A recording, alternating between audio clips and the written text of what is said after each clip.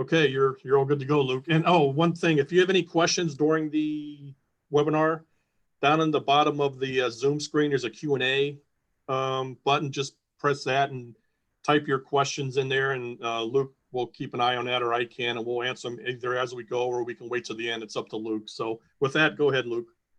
Yeah, well, thank you, Chuck. I do really appreciate the kind words that you have for us at Michigan DOT, and I'm excited to be here presenting for the Bentley Great Lakes User Group. So I guess a little background about me. For those of you who don't know me, I work for the Michigan Department of Transportation in the engineering support group, and my primary role is really being the roadway modeling specialist, so coming up with training material and providing support for the modeling part of the software. But in addition to that, I also help out with Dave managing the workspace and kind of just talking with road designers across the state, trying to figure out, you know, the best and optimum way to do things as far as setting up your plans efficiently and working efficiently with the software. Like Chuck said, you guys can use the question and answer to ask any questions, and I'm okay with you guys asking questions anytime throughout the presentation.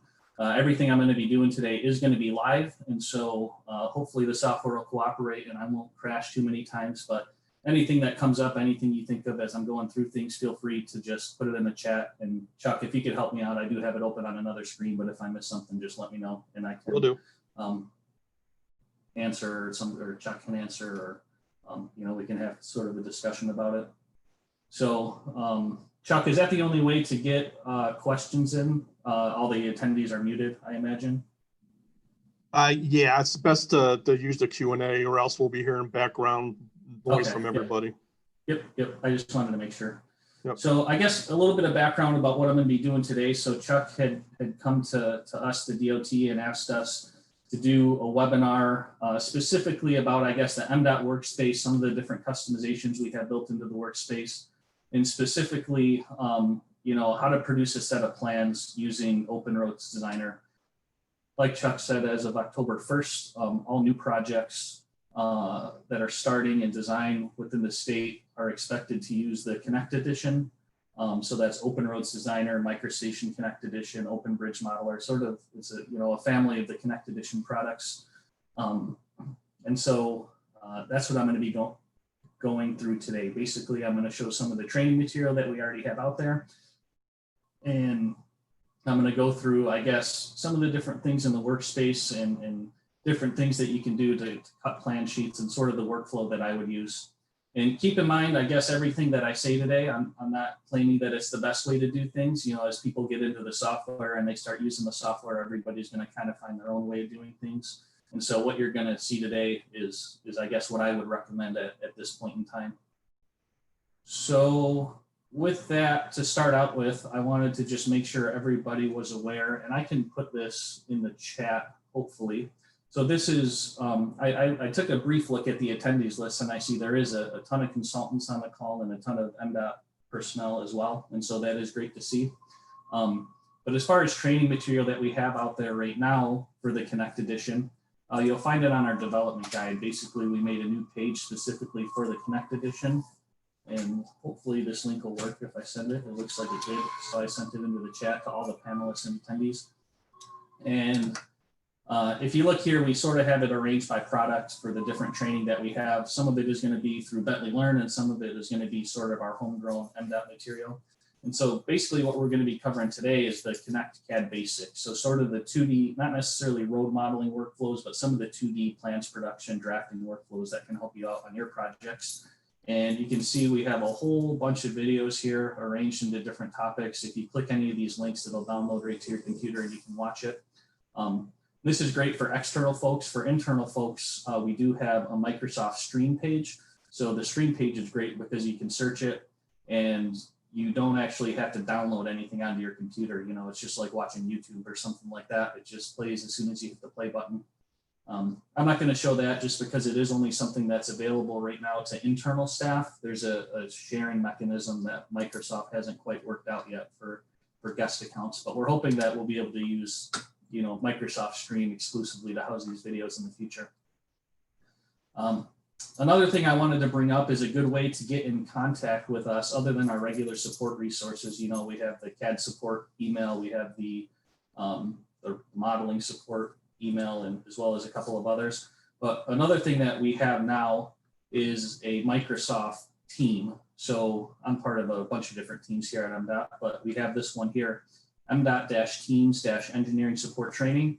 And so if you're not a part of this team, I would urge everybody to send an email to Carrie Bates. Her email address is batesc6@michigan.gov. So I'm putting that in the chat as well. So you can send her an email and ask to be a part of the Mdot training team. If you're external to Mdot, you will have a guest account, so you'll have to flip back and forth between, you know, your own account at your organization and the Mdot organization. But this is a great place to go if you're having an issue with the software and you just want to know if other users are experiencing the same thing, or even if you have suggestions for the workspace or things like that.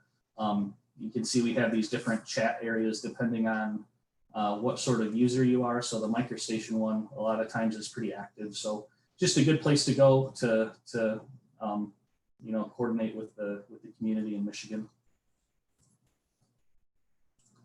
So with that, I will go ahead. We have a question, is it geared more towards road design? I would say, yeah, for the most part, it is geared towards road design, but I think even if you're a bridge designer, you might get some good stuff out of it. But yeah, it will be primarily from the road design standpoint, just because that's where a lot of the, I guess the automation tools come into play as far as setting up your plan sheets and things like that. So with that, I will go ahead and get into things. The first thing I wanted to show everybody, if you're new to the Connect edition and you haven't really used it before, getting used to the new interface can be something that's sort of, I wouldn't say difficult to do, but there's definitely a learning curve, you know, having all the buttons up in this ribbon rather than in a task menu over on the left side like SS4 was. So everything that I'm going to be doing today is going to be using the open roads modeling workflow. And there are a lot of different workflows here that come kind of pre-built with the software, depending on what sort of user you are. But if you're doing drafting work or road modeling work, you should be able to find everything you need in this open roads modeling workflow. Just be aware that you're only going to actually get this workflow if you are using Open Roads Designer. So if you're using MicroStation Connect Edition or Open Bridge Modeler or a different Connect product, you're not necessarily going to have this Open Roads modeling workflow. But within this workflow, we do have a couple of things that Mdot built specifically into it. So one of the things that we have up here is the drawing ribbon group. And we set this up to be pretty similar to what the old SS4 task menu looked like. So a lot of these things are the same, you know, the same commands that you would see in the SS4 task menu, just to help new users get accustomed to this new interface. There's also a lot of function keys in here and keyboard shortcuts, and they actually map to the same keyboard shortcuts that were in SS4. So if I want to draw a line, I can press Q1 and draw a line in my DGN or whatever I'm doing. If you press Alt and K on the keyboard at the same time, it will come up with all of these different buttons showing you what the keyboard shortcuts are. If you are one that likes to use the keyboard shortcuts, personally, I love them. I think it makes things a lot more efficient, especially, you know, doing drafting type work. So just something in the workspace to make sure that everybody is aware that those are there. And I guess just to make sure everybody knows, pretty much everything I'm going to cover today, I think for the most part is going to be on the development guide and, you know, in one of those videos. So if you ever, you know, you can refer back to this recording, or you can refer back to what we have on our website as well. Another thing we have up here is the Mdot Customizations tab. And this will be where a lot of, I guess, the custom Mdot stuff comes from that we have baked into the workspace. So you can get all the level filters here. You can get all the sheet view filters here. We have some custom apps that were developed either by Mdot or for Mdot by Bentley. So things that you used to have in SS4, like the title block manager. I know initially we had some issues where this wasn't working on everybody's machines, but I think we worked that out. So everybody should be able to use the title block manager now. We have the cell selector, which is, you know, an easier way to go pick whatever cells you need to place in your DGN. We have a new one called Place Sheet Borders, which I'm going to show you. as well as some other grades and typicals. These are some things that got carried over from the SS4 workspace. So just different handy applications that we have in here. So the first thing that I'm going to do is I'm going to show you the workflow that I would follow to cut plan sheets. So I'm going to open up the actual directory that I'm working in right now. Sorry, as I navigate there. So I have it saved on my desktop right now. So I have this kind of set up similar to what Mdot's project-wise system is set up like. And if I go to the plan set and road sheets folder, this is primarily where I'm going to be working because this is where the road sheets typically get saved in project-wise if you are working on Mdot's project-wise. And right now I have 2 design files in here. So I have a container file for my construction model, I guess you would say. So whatever's going to show up on my construction sheets. And I also have a separate file here for name boundaries. And you'll see what name boundaries are just in a second if you haven't used the Connect Edition previously. So, and I do recommend keeping the name boundaries in a separate file because you can reference these name boundaries into different types of files and cut your sheets there. So I know everybody kind of has a different method for how they set up their sheets. You might have one container file with multiple models or multiple views, or you might have several container files, one for construction, one for removal, one for pavement markings, etc. But if you have your own, if you have the name boundaries sort of saved in their own file, you can just reference this name boundaries file into all of your container files and cut your plan sheets from there. And so that's what I'm going to be showing first is just how to lay out these name boundaries and what we have set up in the workspace. So if I come to the drawing production part of the ribbon, I can go to my name boundaries tool and I can place a name boundary. And basically all the name boundary is a plan sheet boundary. So you can use these for a lot of different things, but for cutting your plan sheets is where they're generally used. So we have all sorts of different options up here depending on what type of sheet we're going to be creating. So I'm going to start out by picking a civil plan because this is a plan view sheet, so like a removal or a construction sheet, something like that. And the drawing seed that I'm going to pick, you're going to want to pick it depending on basically whatever drawing scale it is that you're going to be using. So I can go ahead and pick an 80 scale. All of these things are going to show up by default for me based on the parameters that we have set up in the workspace. So at 80 scale, it's automatically going to know that it needs to be 1,000 feet long. And these are the offsets to the left and right. One thing that you can control is boundary chords. I can show you what that does in a minute. But for the most part, this dialog box should get set up right. And basically, all I need to do is I need to select the alignment that I want to lay my name boundary out from. And if I data point a second time, this is a handy function key that we have in the workspace, F7. It turns the construction class elements on and off. And mine was turned off there for a second. You can see here if you have two bounds. So here I have like a northbound and a southbound. It's not necessarily going to be centered the way that I want to. And so you can control these left and right offsets if you don't like them. Maybe I only want to go 200 feet to the left and 500 feet to the right. And so you can see now it's a little bit more centered on my geometry that I have for my two different bounds. The other thing, I would use this same method, I guess, for cutting project PDF plan sheets. What I would do, though, is I would just set this link to whatever it is that I need, whether it's, maybe I need it to be 12,000 feet instead of 1,000 feet. So everything in this dialog box sort of just controls the shape of these clip boundaries as we march along the alignment. So I can just go ahead and place these name boundaries. One of the things I wanted to point out is these boundary chords. Right now I have it set to 10. So if I data point to accept the location of these boundaries, what that chord does is it's going to create 10 vertexes along this boundary. So we just have it set to 10 by default, but you can really put in whatever you want if you want it to be 1 or 2. I find that the less that you have, the easier these things are to edit. You can edit these graphically using MicroStation after they're laid out if you want to. But that's what the the chord does. It defines how many vertexes end up showing up along this name boundary.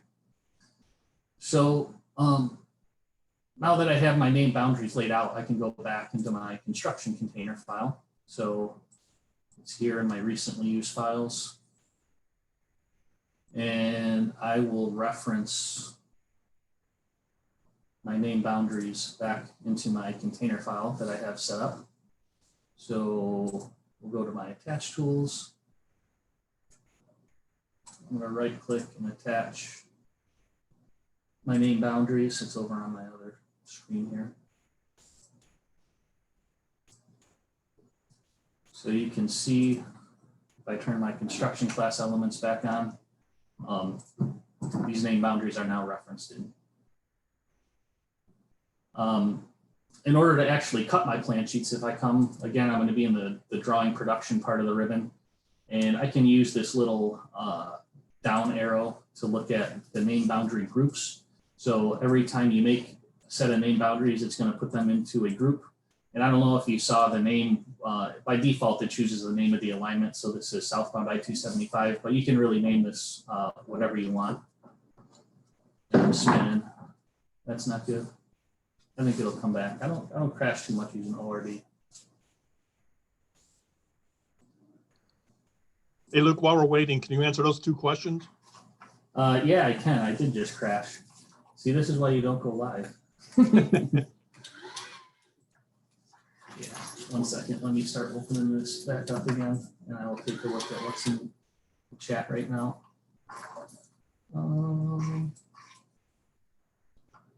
So I see one, are these options only available in ORD rather than Connect Edition only? So we can make it available in the other products, and I think we do have them all in OBM. I'm not 100% sure about MicroStation Connect Edition, but if there is something that you see today that's missing in whatever product you're using, it's pretty easy for us to get them into the workspace so that it's accessible in any of the products, you know, whether it's MicroStation or OBM or ORD. Another question was it Alt-K to display the shortcuts? Yes, Alt and K. I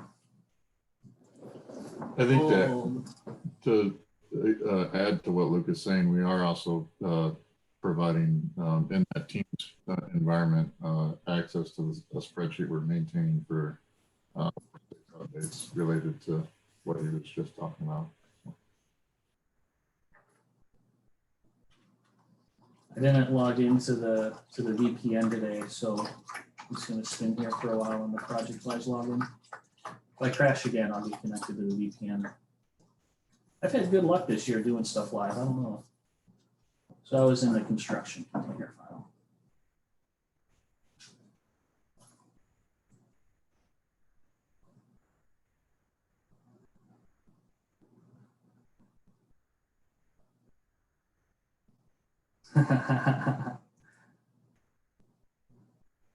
I'm just laughing at Ellen's chat. I don't crash much in ORD.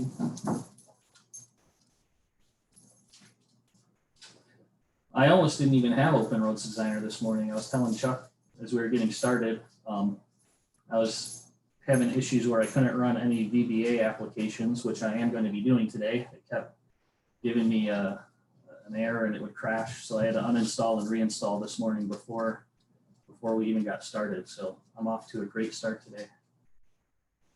All right, here we are getting back into it.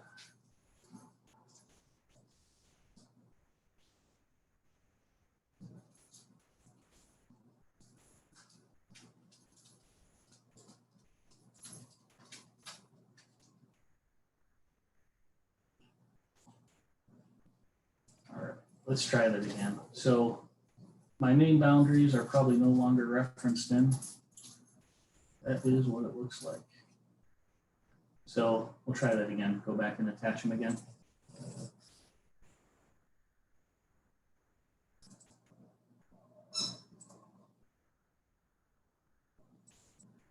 So what I was about to do is I was going to cut my plan sheets down these name boundaries. So if I go to the drawing got to get in the right workflow, open roads modeling.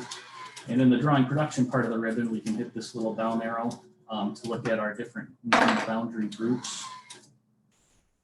And let's see, where did that go? I got stuff floating all over my screens here. So we have this one plan group here. Oh, now there's two. Interesting. So it must have been referenced in before, even though it didn't show it there. Well, that's okay. I can right click this and I can do create plan drawing. And basically what this is going to do is it's going to automatically clip all of your sheets for you. And right now it's clipping them all into the same design file. And I actually made a little mistake here. Something that everybody should be aware of is I would always recommend, if I go back into my default 2D model here, when you go to actually create your plan sheets, there's this little icon here, a little pencil with a line that says show the create drawing dialog box. And I would always recommend having this thing checked on, because that way when I right click and go to create my drawings, I get access to this guy right here where I can make additional changes. So what I just did just now, where this was not highlighted, it just took the defaults as they are shown up here, and it cut them all into the same DGN file. And that's not generally how a lot of people operate. I think maybe if it's a small project and you're the only designer working on it, then it might be faster to cut all of your plan sheets into the same DGN file. But I think in general, people are going to want this checked on, one sheet per DGN. So I'm not going to show what this does just because it is sort of self-explanatory, but basically you're going to get one DGN file for each sheet. And the names of those files is going to be based on whatever you have here. So if I call this construction underbar 001, the first one will be construction 001. The next one will be construction 2, and then construction 3 and construction 4. And I found that it doesn't necessarily like to keep these prefixes. So the first one will be 001, and the next one will be 2, and then 3, and then 4. So if you do use this one sheet per DGN, you're probably going to have to go in and rename some of the files after they're cut. But you can specify where you want to save it to. So wherever you want each DGN file to be saved. The plan annotation, it's not necessarily that important for plan sheets, but it is important for profile sheets. Basically, it defines what the software is going to automatically annotate for you. And again, that's stuff that we have set up in the workspace. So if you do find issues with the annotation, or you think there's something else that could be annotated automatically, feel free to let us know either through the Microsoft Teams team or through Mdot Cad support, or however you feel comfortable getting with us. Another thing I wanted to talk about was the sheet model here. So basically, the way that Bentley's recommended workflow is when you cut these sheets, you get two models. You get a drawing model, you get an annotation model, and you get a sheet model. So I cut all of these into the same DGN, and that's fine. I'm not going to cut them into different DGNs just because this will be faster. But you can see here, I have each one of my 8 plan sheets that are in this file. If I go to my plan 1 view, you're going to see just what's within the bounds of that first plan sheet. But what we also get is a sheet model. So if I go to the sheet model, you see this looks more like a plan sheet, and you can reference these models around. And basically what Bentley's recommended workflow is right now is all of your annotation, all of your dimensions, all of your callouts you do in the drawing model, which is this model right here.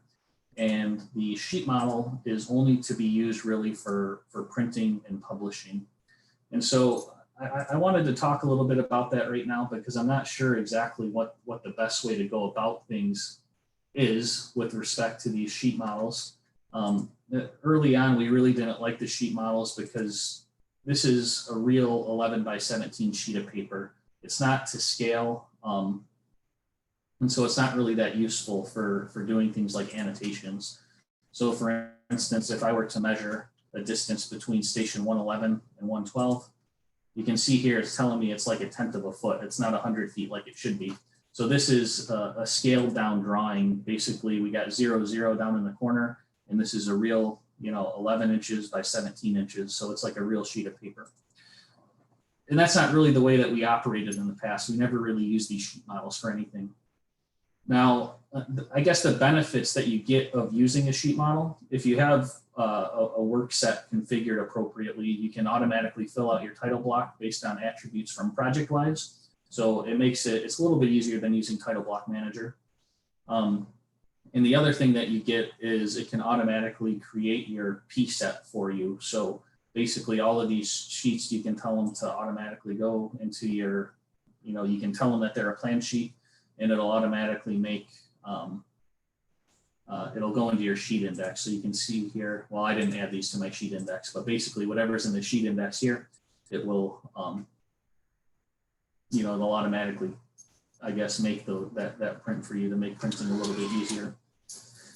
Now, we're not actually recommending using the sheet model right now, and part of that is because we don't have work sets set up properly yet. It is something that we're working on, but right now, if you are working on Mdot's ProjectWise, everything is going to be a part of this Mdot default work set, and so you're not going to get those benefits of the sheet index and also the automated, I guess, title block stuff. So I think that's something we'll still probably continue to look into at Mdot with an engineering support and try to figure out if it is beneficial to use these sheet models. You absolutely can use them if you want to, but right now that's not the way that we're recommending to do things. So once I finish up showing you the rest of this plan view stuff, I'll probably just open it up and see if anybody has any questions or any experience in using these sheet models, because in my opinion, that it's not really that useful. I'd rather just do everything in one view, and I can use the title block manager and I can set up my P set myself, and it's not really that big of a deal. So now that we have our sheets cut here, we want to go ahead and get a sheet border in here. And so we can place a sheet border by hand and put it in wherever we want.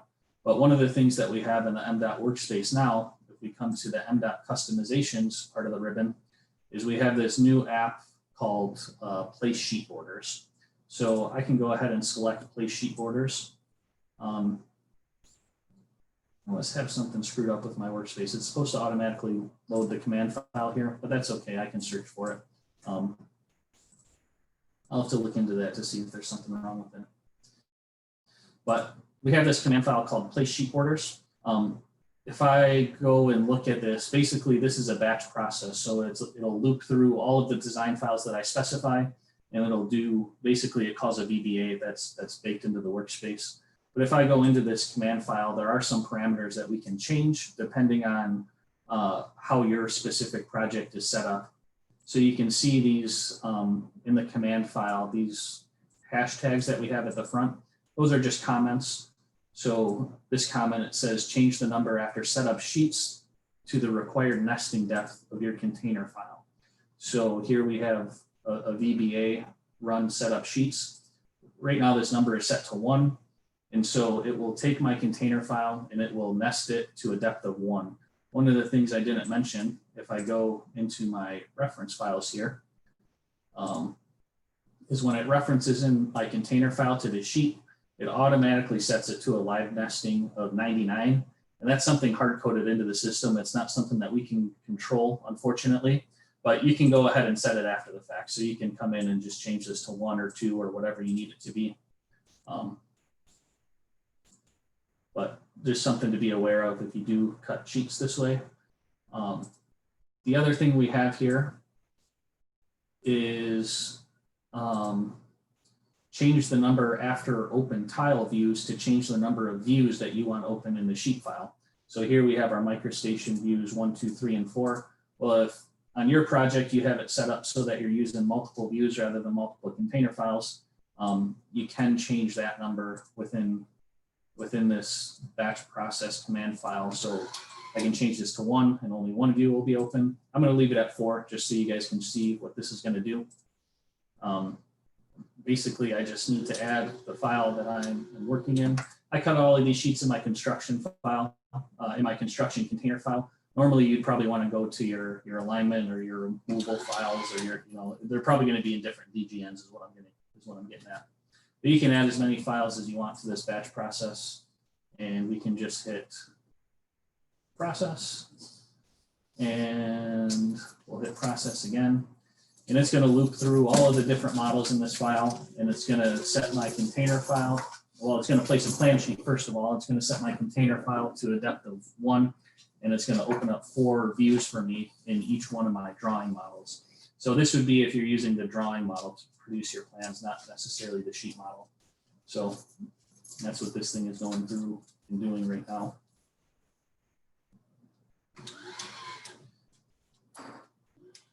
Oh, it places a north arrow for you too, which is pretty cool. And it orients it so that it's facing north, which is nice. Just so you don't accidentally, I've actually seen plan sets where the north arrow is facing the wrong direction. That's not something you normally want to do.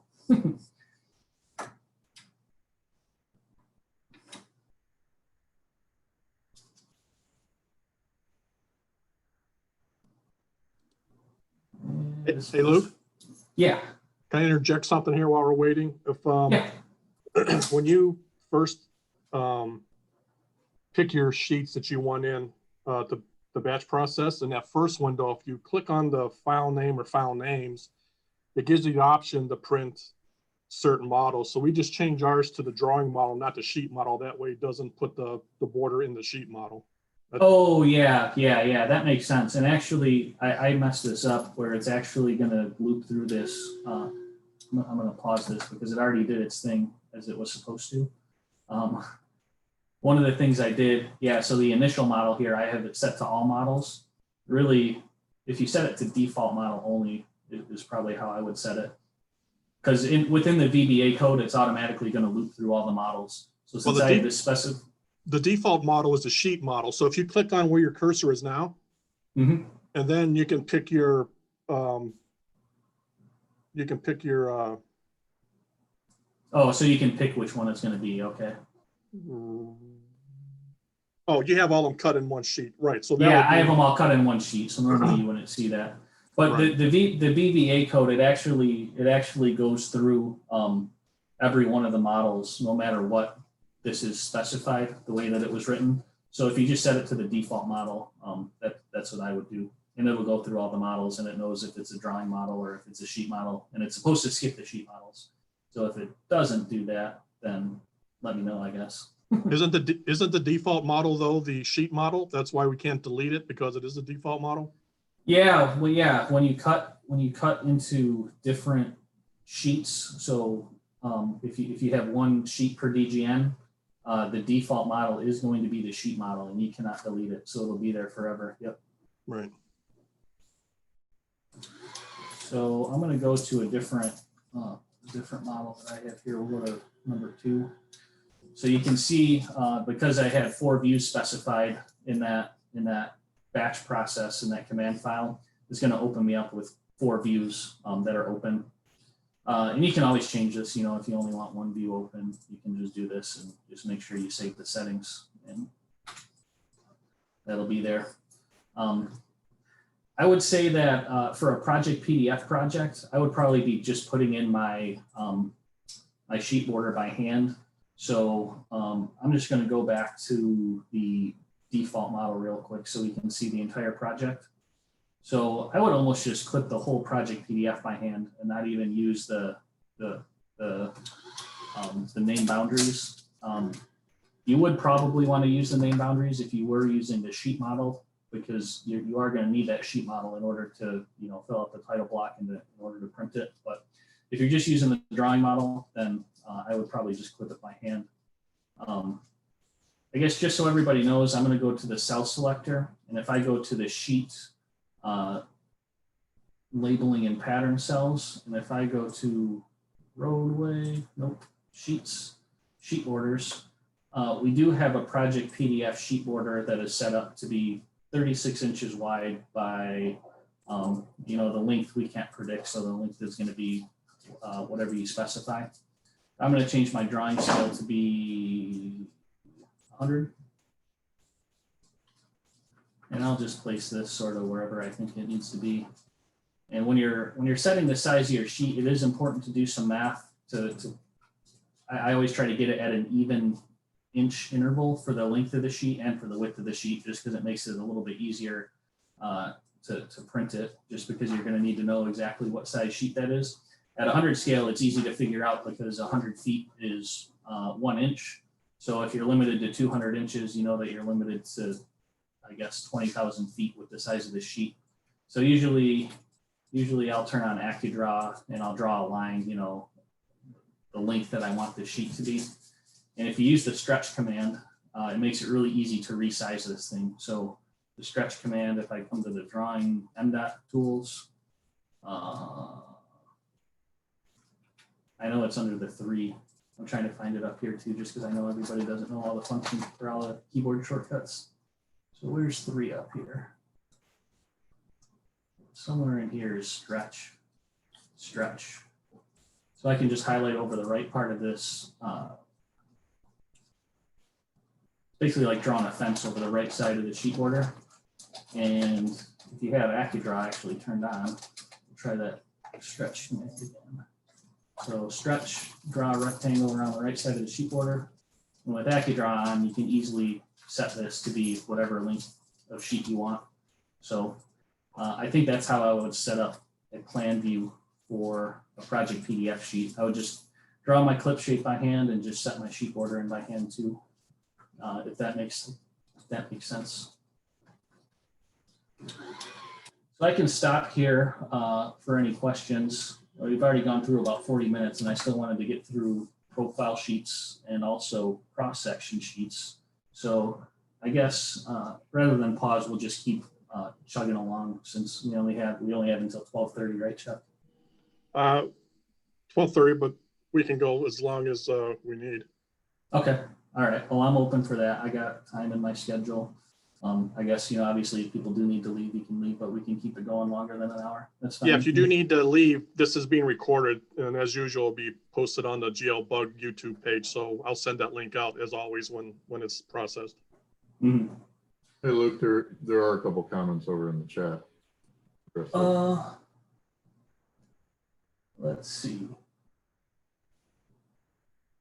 Can you use a batch process file to plot a list of drawings? I guess I would need more clarification on what. You can use batch process for a lot of things, but I'm not sure I understand the question. Are the name boundary scales specific to the Mdot workspace, or is that custom in ORD? Wondering if the client uses 22 by 34, if that is something that is easy to change. So when you place, yeah, so it is specific to our workspace, but you can change the size as you're laying them out. And there are different things in the sheet models.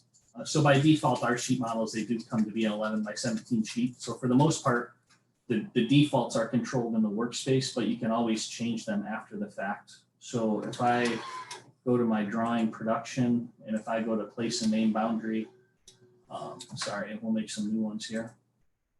So when I say that this is a 40 scale drawing, the size of the name boundary just gets defined in here by default. We have this set up in the workspace as it would normally be set up if you're working on an Mdot project. But you can always change these numbers, I guess, after the fact. So to make it easy, it is set up in the workspace. And I would think that any state that you happen to be working for would have it set up to work with their standards. Even if they are different files. So yeah, you can run that batch process on as many files as you want. So if you have 5 sheets, yep, you just have to add those 5 sheets to the batch process. So I can show that again real quick. So if I go to the Mdot Customizations, I can run the place sheet borders. And when I go to add my files, let's say I cut all my construction sheets into this folder, my removal construction. If I had 8 different DGN files here, I could pick all of those 8 DGN files and the batch process would work on all of those sheets.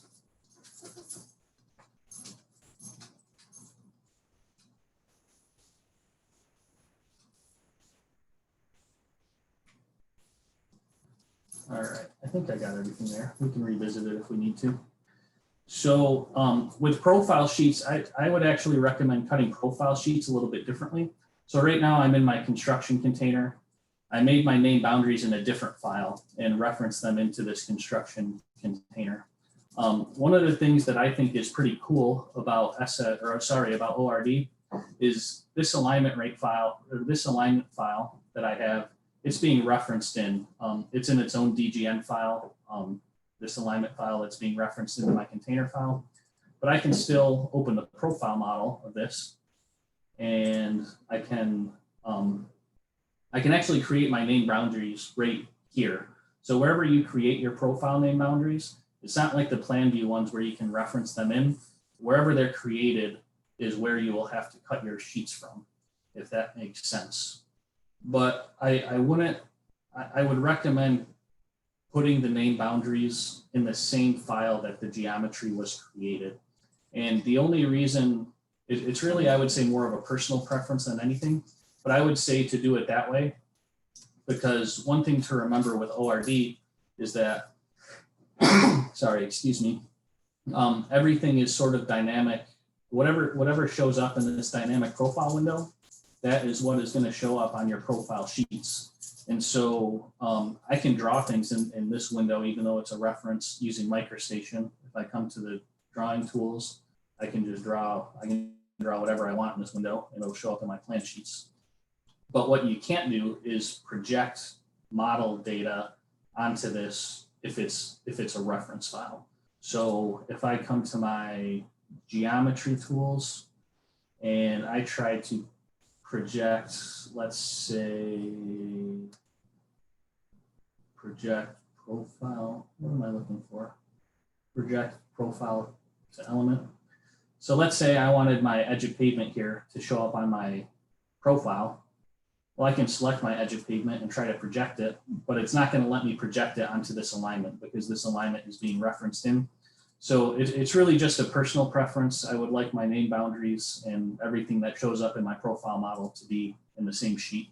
So again, I'm not saying that's the only way or the best way to do it, but that would be my personal preference. So that's what I'm going to do right now. I'm going to go and browse to my my design files road folder. And you can see with this specific project, I have all of the alignments broken out into separate DGN files. Again, you don't really have to operate that way if you don't want to. You can have as many alignments in the same file as you want to.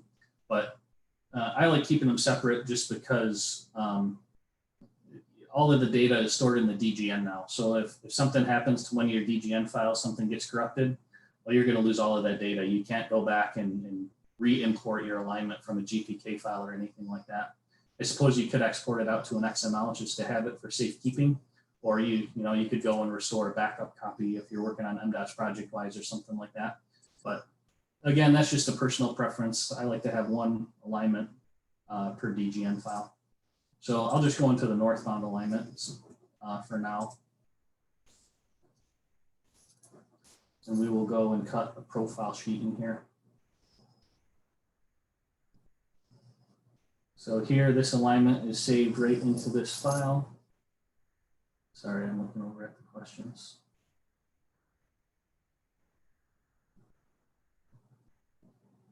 We got a suggestion there for the project PDF border. I'll look at that. Like, I think that's a good idea, but I haven't thought about it enough. So I'm going to open up the profile model for this alignment.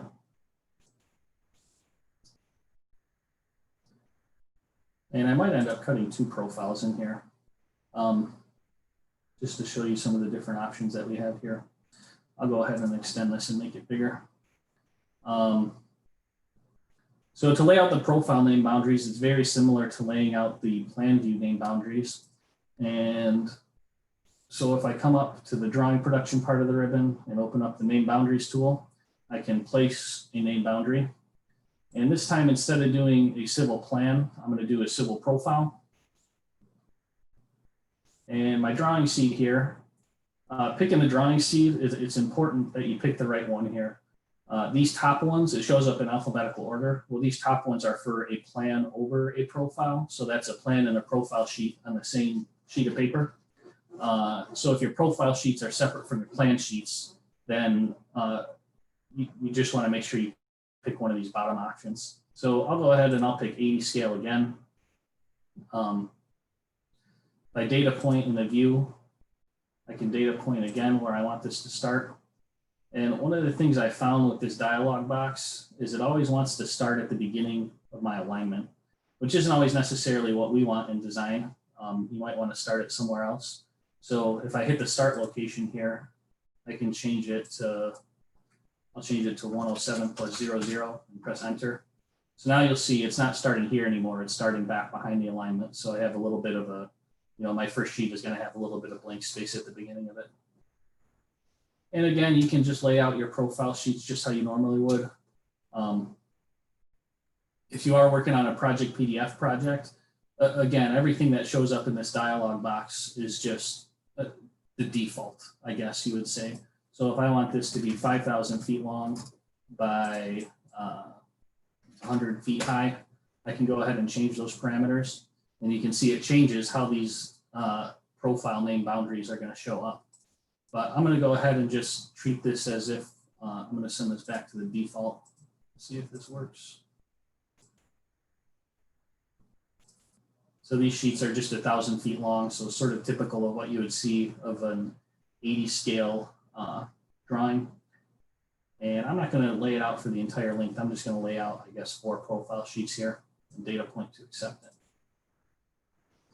Now, like I said before, you can't really reference in the name boundaries, at least that I know of at this point, in order to cut your plan sheets. So when you go and create your plans, you will have to cut them from the same location that you created your name boundaries in. And again, I recommend doing it in the same location that you actually drew your geometry, because that way you can project stuff onto this profile. So if I just go to my attachment tools, I'm going to attach the northbound corridor. If I can find it here. So there's the northbound corridor. And let's just say I'm not going to pick the right feature definition or anything just to save time, but if I wanted to go to my geometry tools and project a profile, so I can project my left edge of pavement onto my alignment. And now you see it shows up here. Right now it's just on the default level, but you can see here's the left edge of pavement. And this will show up in my plan sheets. Whatever shows up in this dynamic profile window is what's going to show up in your plan sheets. So now I can go ahead and actually cut these sheets. If I go to my corridors drawing collection, I can access my name boundary groups. Again, I want to make sure that this is always highlighted. Right now, I just have one profile group called Northbound 275. I can create my profile drawing. And here I'll cut one sheet per DGN here, and I'll put it in my design files, put it in my road sheets folder under my removal construction profile sheets. Give it a job number, underbar prof, underbar 001, just so you can see what it does with the names here. By default, all of this stuff should pretty much be showing up right. For the annotation group, so the profile grid 100-foot spacing is going to be what shows up by default here. We do also have another one for drainage profiles. So this is really intended to be used with drainage and utilities. So if you're cutting a drainage profile down a drainage network, you will want to change this annotation group to be, the grid is a little bit different. It's set up a little bit different than annotations. So I'll hit OK, and it'll go ahead and cut these into 4 different plan sheets. And it'll open up, I think, the last one that it cut for me.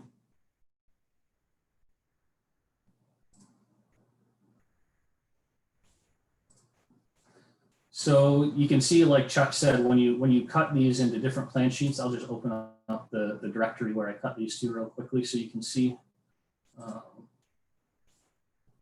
Plan set, road sheets, rule construction profile. So my first one is profile 001. And like I said, with the name seed, it doesn't exactly do it perfectly. We have asked Bentley to fix that so that this would be 002, 003, 004. So I think they're going to fix it with a future release, but for right now, you're probably just going to have to rename some of these files after it creates the different sheets. So I cut these into different DGNs. We got 4 different profile sheets here.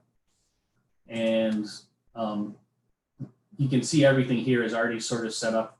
And by default, it's set up for just the centerline profile, which I think is going to be the way that we're going to be delivering profile sheets in the future, where there is no left side and right side. We do have a little bit of work to do as far as getting sample plans and getting a workflow out there. But it really makes the profile sheet creation really easy because basically it automatically annotates everything for you and it's already here. Like Chuck had said, when you do cut it into different sheets, the default view is going to be the sheet view. So that's what I'm in right now. But if you're doing any sort of annotation, you're going to want to be in the drawing view. And here's the drawing view. And it labels all of this curve data and everything in accordance with the Mdot standards if I went along to the different sheets.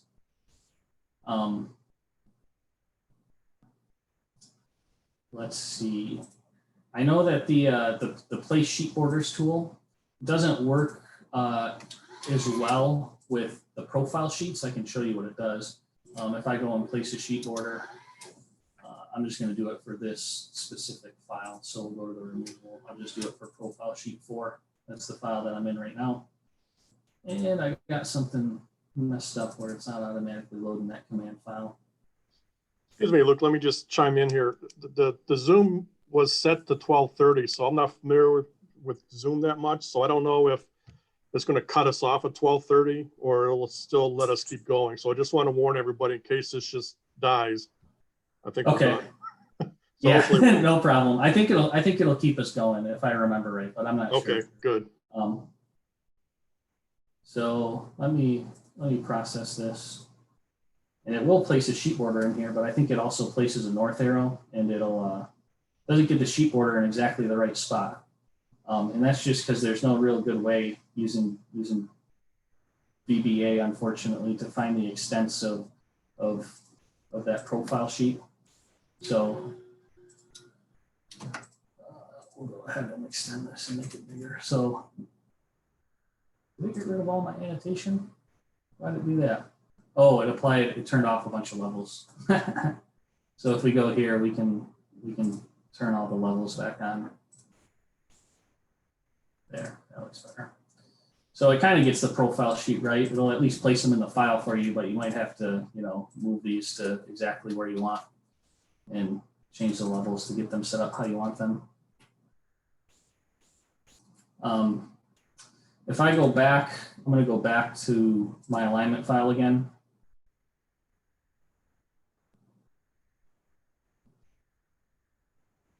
And I'm going to open up the profile model. Hopefully it's still open. Oh, it's not. I'll open back up the profile model.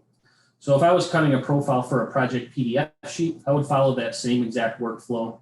It's just I would specify the parameters for how long I want that sheet to be. So if I go to my drawing production tools, I'll place another name boundary. I'll pick 100 scale this time. And I'm not going to go through all the prompts here. I'm just going to change my length here to be like 10,000 feet. So now, if I go to my name boundary groups, I'm doing this kind of fast. We got another one here.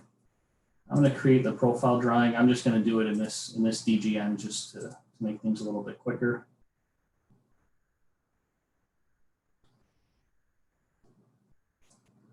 You'll see that in my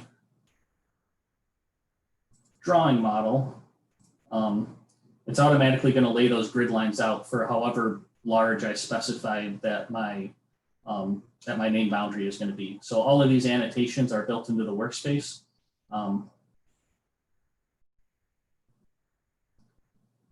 I guess that's basically all I wanted to cover for that part of it. And again, you would have to come in and for a project PDF project specifically, you'd have to come in and manually place your sheet border, or at least I think that would be the easiest way to do it. Looks like you'll need to stretch your right border back to where the grid stops. Yeah, I'm not sure. I think that So these are all just microstation elements, so you can change all these. So I can let's see. I can do like a trim multiple and trim all of these back to where they should be. I think what happened is my profile window ended here, but my name boundary continued beyond the limits of my alignment or of my profile window. So I think that's why it stopped annotating there. But if you stop the name boundary exactly where you wanted it to be, then I think it would annotate it more properly. You can see it does the strip grades automatically. If you have an existing terrain, it'll put the strip grades in for the existing ground as well down here.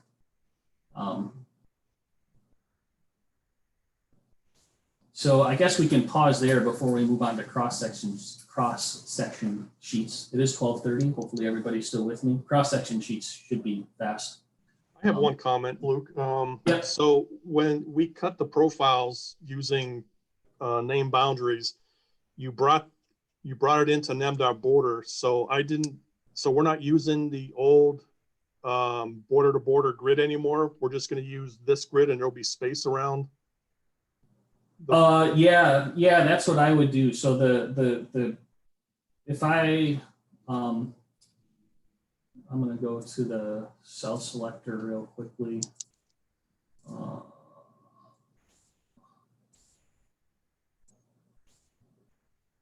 So if I place a sheet border cell,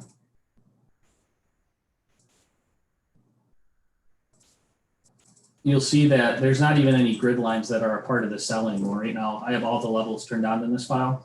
So all of these grid lines, yeah, they get annotated from, it's baked into the workspace the way that these annotations should be set up. And the grid lines, they're going to be the same exact size of whatever your name boundary is, and so you can define that size however you want, and it's just going to put grid lines, within the entire boundary of that name boundary, if that makes sense. Okay.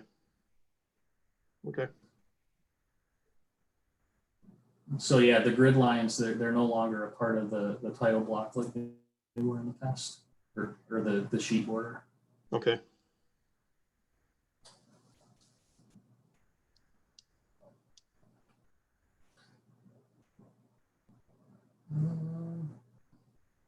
I'm not seeing anything else here. So with that, I will go ahead and get into, I guess, but before,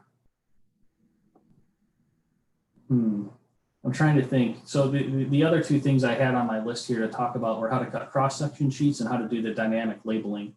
To be honest, the dynamic labeling, it doesn't work very great in ORD. So Chuck, I don't know if you want to see that and show kind of the pitfalls of that, or we can show how to cut the cross-section sheets. I guess in the end I can go as long as you need me, but. Yeah, you can do whatever you like. People are starting to drop off, but we can also do another webinar in another month or so if you have more stuff you want to do. It's up to you. Yeah. People are hanging on, so. Okay, yeah, well, I'll keep going. I'll just go ahead and get into the cross-section sheets. The cross-section sheets will actually be pretty fast.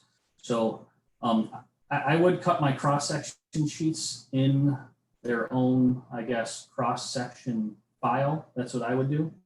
I don't have this data set up exactly how I would have a normal project, so I'll just cut it from my container file. Basically, I have all of the models referenced into this container file. And so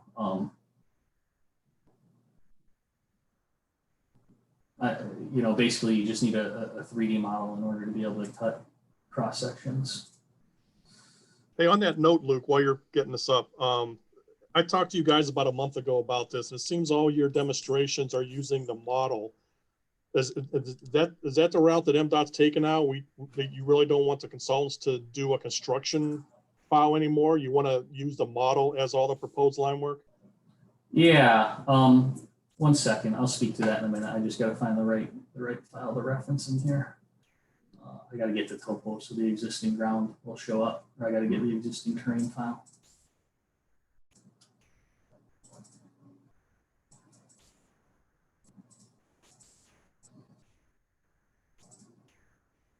Let's get the existing terrain in here. Hopefully we won't crash. Set it as the active terrain. Okay, so basically what Chuck had just asked is the lines that all of the lines that I have drawn here in my construction container, if I hover over this, this is coming right from my corridor file. So it's being drawn right from my model. So that the question is, should we be using the 3D model to draw the plan view? Or should we have, you know, a 2D construct file that shows the plan view? And I know, I think that the answer is going to be different depending on who you ask. If you ask me, I would use my model to do whatever I can in the plan view. So the edges of pavement, the edge of shoulder, any ditch lines. I know the slope stake line, that can be something finicky that requires a lot of, I guess, tedious modeling effort that you might not necessarily have the time to do, you know, if you're going to a base plan or if you're going to a plan review or something like that, you know, where the model isn't necessarily tidied up yet. But yeah, my recommendation would be to use the model wherever you can, just because I think in the future, as we move towards a more model-based workflow and more model-based delivery, we want the model to be accurate, and that's what's most important, more so than the 2D plan view. So with that, I wouldn't say that it's required or that it's necessary as long as the model is correct. But in my personal opinion, I would try to use the model for whatever I can. Thanks. Yep. All right. So I guess another thing that you get in ORD is there are some different view customizations that are available to you if you do a hard right click. So if I right click and hold in my drawing area, I can go to view control. And there's different options here depending on what it is that you're doing. So you can open up the plan view and the 3D view, or the plan view and the profile view, or what have you. So that's what I'm going to do here, just because the cross sections do get created and cut from the 3D view. So basically whatever shows up in this 3D model is what's going to show up in your cross sections. So I guess a note on cross sections, we only submit cross sections as part of the reference information documents, and we don't actually require PDFs to be delivered of the cross section. So it only needs to be in BGN format in the reference information documents. That's what we require. So with that, I'll just go ahead and create these. It's kind of the same deal. We're going to be using the drawing production, and we're going to be creating name boundaries. So if I go to place a name boundary, you'll see that we have an option here for civil cross section. And these cross sections, they can be rather slow, especially if you are making a ton of them. So just in the effort of saving time, I'm only going to create a couple here. So by default, we have a couple of different scales. Based on this job, I think 20 scale is basically what it's going to have to be. But just like the plan view and the profile views, you're not constrained by whatever shows up as the default in this window. So if I select my alignment to cut these cross sections along, you'll see that it's going to be, well, I got a data point for where this is going to start. So you can see here, it's only really cutting across one bound. The limits of this in the plan view are what's going to show up in the cross sections. So if I wanted, say, cross sections that cut through both bounds, I can just go ahead and change my right offset here. So I'll go ahead and change this to be like 500 feet or something really big. And you'll see that these name boundaries get a lot bigger. My spacing is also indicated here. So my interval, whatever I have my interval to, right now it's going to cut cross sections every 50 feet. And I'm just going to lay out a couple of these, like 5 or 6 of them. And again, I wouldn't do this in my container file. I would have my own DGN file specifically for cross sections. And when I create these cross section windows, you'll see that it actually creates a real window into the 3D model over here in the 3D view. So each one of these little window panes here is what's going to show up in my cross section sheets. And they do actually have to be cut from the 3D view, and the 3D view has to be active. So right now I'm in view 2, which is my 3D view. And I can go into my main boundaries. You can see this is a little messy since I'm doing everything with the in the same file, but you see I have my cross-section group here for southbound. Well, that's the alignment that I picked to cut these. So I can right click and do create cross-section drawing. And again, all of this stuff is going to kind of be set up by default, and it should really be correct. The only thing is if you want one sheet per DGN. For cross-section sheets, I find it a little bit easier to just do it in one DGN file. I can go ahead and select OK.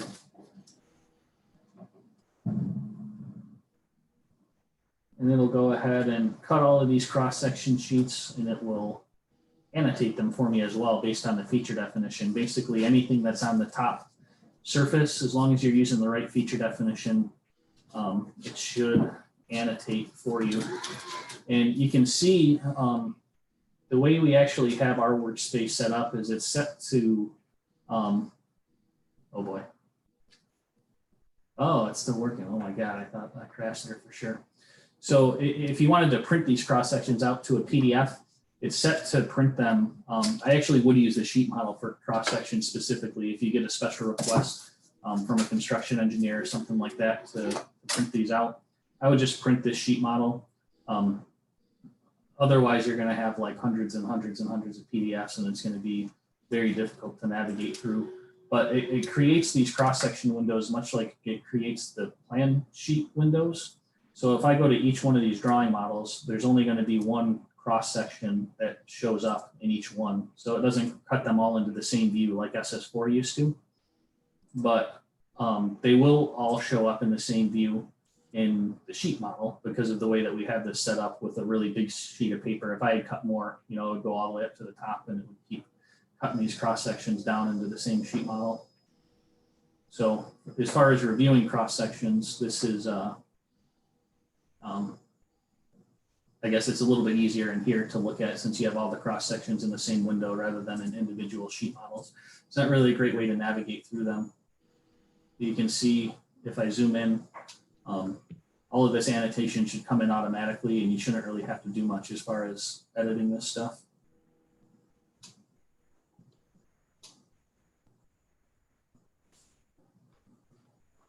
So I can pause here for any questions. The only other thing I really had to talk about was the dynamic labeling. And I guess one thing with the dynamic labeling is that it is rather, I don't know. I don't like it. It doesn't behave necessarily how I would expect it to. But I know that Bentley has gotten a lot of feedback from the different DOTs, and that's one of their priorities in 2020 and going into 2021 is they're kind of revamping the whole way that the dynamic civil labels work based on feedback from the different users. So I have one comment, Luke. If you can take 15 seconds to go through it, because since everybody's starting Connect kind of brand new right now, but can you just go over what you have to do after the sheets are cut and the container files come in with all the levels on, what you got to do to fix that? Yeah, are you talking about like how the sheets don't necessarily match with what's in the plans? What's in the container files? What's in the container file? Yep. Yeah, I can show that. So this is very irritating actually, and it's something I'm going through right now, even in this data set. So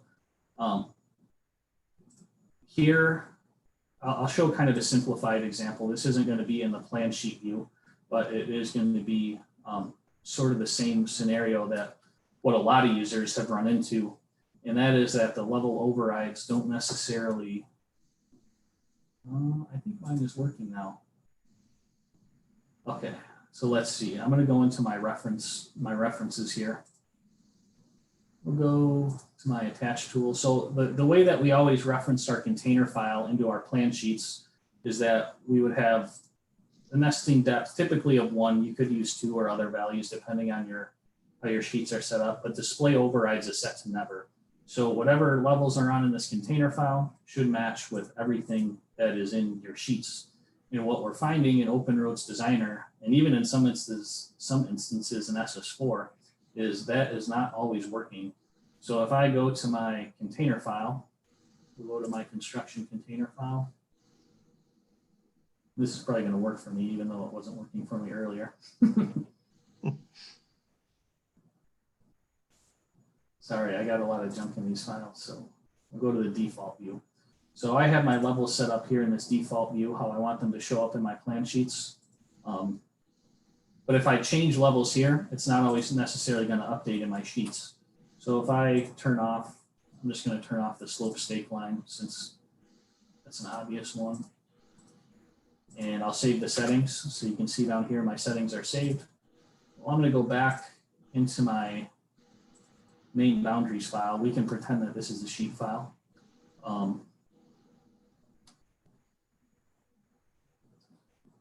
See, it actually worked this time. All the slope stake lines are off, but that doesn't always happen. Sometimes the level display is not cooperating. You change it in the container file and your plan sheets are not updating in accordance with what your container file is. And so the workaround that we found for that, if I go into my construction container file,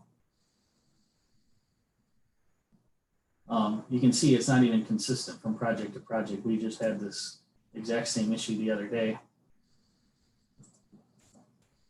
So the workflow that we found, if I open up my level display manager here, let's say that we wanted to turn off, I'll just select all of these references, and we want to turn off all of these corridor levels. That's something that we wouldn't want to show up in the plan sheet. Well, if I turn them all off and then save settings, and then turn them all on and save settings, and then turn them all off again, and save settings, what we found is that generally the sheet files cooperate after that. So I know that's not a great workflow to turn levels on and off, turn it on, save settings, turn it off, save settings to get your plan sheet showing how you want. But if you do find another workaround, anybody out there, or if you know something that I don't on why the software would be behaving that way, I am open to any ideas or suggestions. We did put in a service request with Bentley, and I've been kind of going back and forth with them about this issue. And they sort of understand it, and they know, but I don't know if they know how to fix it or if they know what's going wrong yet. But I don't know. It's something I found in ORD with those reference settings. Even if display overrides is set to never, it doesn't. Your container file isn't always going to match with what's in your plan sheets.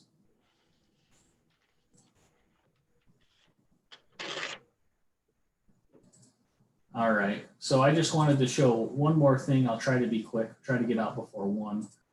Something with the dynamic labeling. So the dynamic labeling, or the civil labels, the smart labels, if I come to the drawing production part of the ribbon, we have this new tool called Place Label. And Place Label is something that can be used to read, I guess, the civil data and label things based on that civil data. So things like station and offset, elevation, X, Y coordinates, things like that. It actually reads the model data and it annotates it for you. And if anything ever changes with that model data, the alignment is supposed, or the label is supposed to update as well. So just for demonstration purposes, I'm just going to draw a line here out in space so you can see how this thing reacts when the data is updated. I can do place label. And I'm going to place a cell. So these are all cells that we have set up in the workspace for labeling different parts of the, reading different pieces of the civil data. And let's just say I wanted to do a station and an offset. So if I scroll, this is another thing with this is the cells that get loaded up here are every single cell that exists in the Mdot library, which is a whole bunch of cells. So this is a little slow, but the ones on top, they all have this underbar prefix. And so anything with the underbar is something that's intended to be used, for the civil data, to read that civil data. And I'm going to actually turn on AccuDraw, and I'm going to rotate my compass a little bit here so that it shows up a little bit nicer. Let's see here. So if I go to place a label again one last time. Let's say I wanted to place a label for a station and an offset for something that's in my plan view. And by the way, you can use these in a drawing model or in a you know, a master design file model like I have here. But normally you'd probably be doing this like in your annotation model. So we have a label station offset. So it's going to ask me, what am I measuring from? I can pick my alignment. And it's going to ask me what to label. And I'll just snap it to the end of this random piece of geometry that I have here. In my label rotation, I want to be in line. So it'll be like sort of straight up and down. Well, it won't exactly be perfect, but that's fine. So you can see it did it, right? It labels the plus station, it labels the offset. I can verify that by measuring if I wanted to. But one of the big things with these labels is if you ever move them, like let's say you move it to somewhere nicer that you wanted to see it on the sheet. Well, they don't always behave exactly how you want them to. But if this model data ever updates, it's like it sends the rotation back to the default. So it's no longer in line like it was before. So I find these civil labels to be really, really difficult to use because anytime anything changes in your model, they like to flip and rotate in all different sorts of crazy directions. So even though this thing is updated to a new station and offset, you end up having to come in here and use MicroStation to, you know, rotate this thing however it is that you want it to be rotated and connected. So there I just rotated it. Well, if this data ever changes, it's going to go back to like its original form. So just something to be wary of, I guess, if you are using those civil labels. I'm hoping that Bentley will put a lot of work into it and make the product better next year. I know it's something they're focused on, but one of the things I'm not too happy with the software, because before we could at least use Plan View Labeler and it worked kind of okay, but these civil labels were supposed to be the replacement for Plan View Labeler, and they just don't work all that great.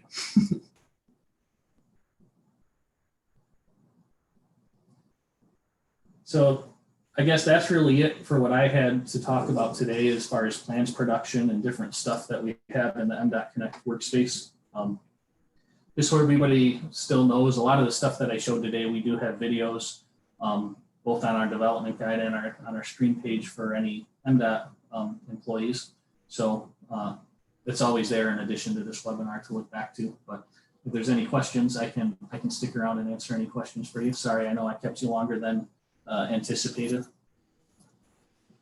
This was great, Luke. Appreciate you guys putting this on. I don't see any other questions or chats, so we'll give it another 30 seconds. If anybody has anything, go ahead and type something in. But yeah, you, like I said at the beginning, you know, John, Luke, and your group, you guys are phenomenal in the work that you do. And I would, you know, like I said, I worked with other DOTs, and you're kind of timid to contact their people. But if you have any questions, whatever, just use the correct Mdot email and send these guys an email, and they'll get right back to you, and they're pleasant to deal with, and they'll get you straightened out. So Luke just saved my hide last week with a model, so that was a huge help. Yeah, yeah, no problem. I appreciate the kind words, and yeah, just to echo what Chuck said, we're always here.